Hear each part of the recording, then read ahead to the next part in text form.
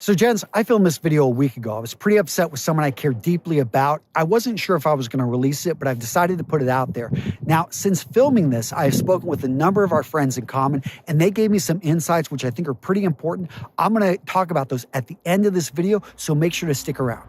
All right, Jen. So today's video, a little bit of a rant because I'm a little bit frustrated and talking about how to deal with a up friend. You know what I'm talking about. We've all got somebody in our lives that constantly shoots themselves in the foot. For me, well, I'm going to protect his name, but let's just call him Stupid McDumbass. And I love the guy. And that's why I'm creating this video, because I went out there and I looked for information. How do I deal with this? And one of them they said is write a letter, take the emotion out of it. So that's what I'm trying to do here. I can't write for crap. So I'm going to go ahead and just make a video and I'm going to send it to him. And I want to share it with you all because I know that so many of you guys have dealt with these issues. So many of you guys have wisdom that you would love to impart. And I'd love to hear from you down in the comments. And so here's a quick story. A couple weeks ago, a buddy of mine, I knew he's on hard times like usual. And I reached out and said, hey, man, you can come up to my office and clear out all the stuff I've got in here. I have a lot of stuff I'd love to sell. How about you take, because I know he's been reselling things on Facebook Marketplace. He's got a couple shops where he can take things. I'm like, dude, make a few $1,000. And he didn't have the money to come up. I'm like, okay, I sent him $1,000. Get your butt up here. No excuses. Actually had bought extra food. All this stuff I set up, moved my entire calendar so I would have a few days to be able to spend it with my old friend. And me and this guy go way back. We spent 2 years in college together. We graduated right next to each other, sitting. I was I was one of the guys the groomsman in his wedding. He joined the Army. I joined the Marine Corps, right? I mean, we're at the same point over 20 years ago. And now our lives are just so different. And it just gives you an idea of what happened. So I said, okay, I need you here Monday afternoon. It was agreed upon. He was going to leave at 4 or 5 o'clock in the morning. So I received, I don't know, it's got to be like 75 texts, not counting probably another 30 or 40 images over the last 48 hours with all the craziness that has happened in his life. Because, just craziness seems to find him. The guy, woke up, okay, battery's not working. It's cold. Something's going on with the old truck. Okay. It took him, half the day to be able to figure that out because he's having issues with the cables. It's under warranty. He took it, into the shop because he doesn't have the money to buy a brand new battery, even though it's a year and a half old. He's going to make sure it's under warranty. Turned out, again, he just went back and forth, figured out it was a cell. He's sending me all these images, sending me his location. He took it back to his apartment. He's going from point to point to point because the alternator isn't charging the battery. He's got this old beat up truck. So he's going through, again, I get all these updates. He made it to O'Reilly's. Literally the texts here are 1,000 words. And there's like 20 of these super long texts that detail everything that is going on. Now, I appreciate sometimes the play for play, but it's just over the top. And then he starts sending me stuff about all these other people that he's helping out. He's helping $5 here. Somebody that, needed a ride over there. He helped him out. I'm like, what is going on? Like, dude, I just want you to get here to Wisconsin. And this keeps going on. Apparently, he then is going to leave a little bit late, says he's going to get there at 2 o'clock in the morning. So I keep the hotel for him. He doesn't make it. I get another 20 texts throughout the night.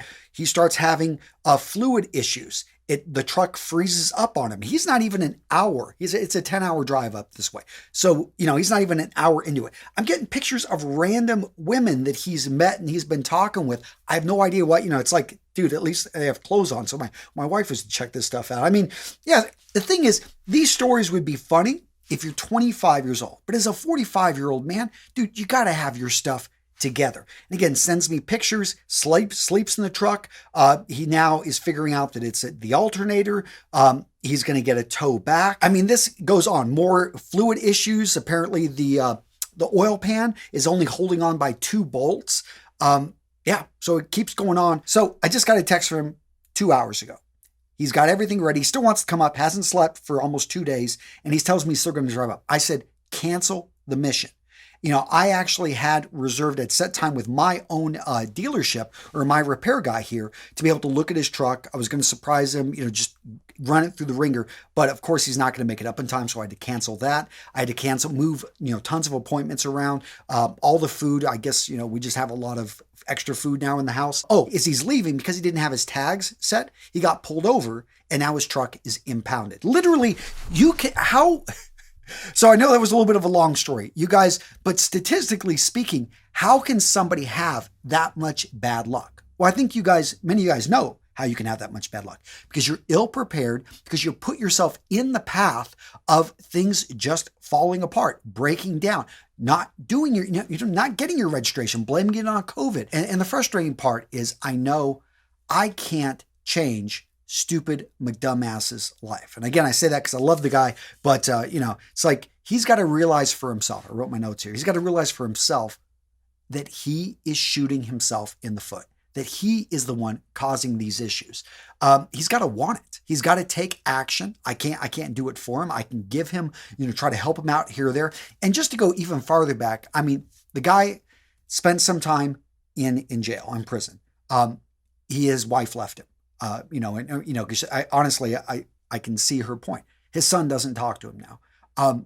He's, just bounced around for the last, I've given him multiple jobs in the past, way overpaying him, just his travel, his hotel, paying him probably triple what somebody should get for the work he did, just simply because I love him and I care about him. But if he's not going to find a way to step out of this system, the people he's hanging out with, and again, I've talked about this before, you become the average of the people you surround yourself with. He's hanging out with people that are just out at 3 o'clock, 4 o'clock in the morning. I'm getting random butt dials at 1 o'clock in the morning. And I do turn my phone off at night. So I usually see these things in the, the morning whenever I flip my phone back on. But he's straight up, he's hanging out with prostitutes. He's hanging out with, and he says he's not doing anything. Point is, it doesn't matter. Like if you are around these people that are using drugs, you are going to be lumped in with them. And it's so frustrating to see someone you care about just, shooting a hole in their own foot again and again and again. He's really, in my opinion, got to step out of this system. He's, in order to sustain positive habits going in the right direction. Short of it, and I've actually thought about this because I've got other friends that I thought would benefit from this. I have thought about just buying some land, putting up some cabins, and creating a place where men can go through a life reset boot camp, and over a period of like 10 weeks, just simply get in better shape, not have to think about anything but simply eating, working on your body, and picking up skills that can pay the bills. I've tried to point him in the directions that, hey man, like maybe doing this work, doing that work. Instead, again, he's putting himself in these positions where he's getting attacked by people. He got a huge injury on his arm, getting attacked by somebody with a knife, some couple drug addicts. The thing is, like, his life could probably be made a movie. Unfortunately, it looks like it's going to be made, it's going to be a tragedy. And yeah, so again, I would love to hear from some of you guys down in the comments. I feel like I'm doing all I can, and I'm at that point where you just feel like, okay, I'm just going to have to set up those barriers. And I've done a pretty good job having boundaries with him. But it is something, it's so frustrating when you see someone that, still has 20 to 30 years left in their life that they can make some things happen, and they're just not taking advantage of it. So guys, again, love to hear from you down in the comments how you deal with your f***ed up friends, your f***ed up family. I know so many of you guys have dealt with this probably more successfully than I have, and I would love to hear from you down there. And, if, stupid McDumbass, if you're watching this video, I love you. I care about you. I'm probably going to, try to help you out more. But, man, you've got to realize how you are self-sabotaging yourself, and you've got to start taking action to change your life. So like I said, guys, I spoke to a number of our friends in common. A number of things were brought up I didn't even think about. One, drug use. One friend in particular really thinks that he is on drugs.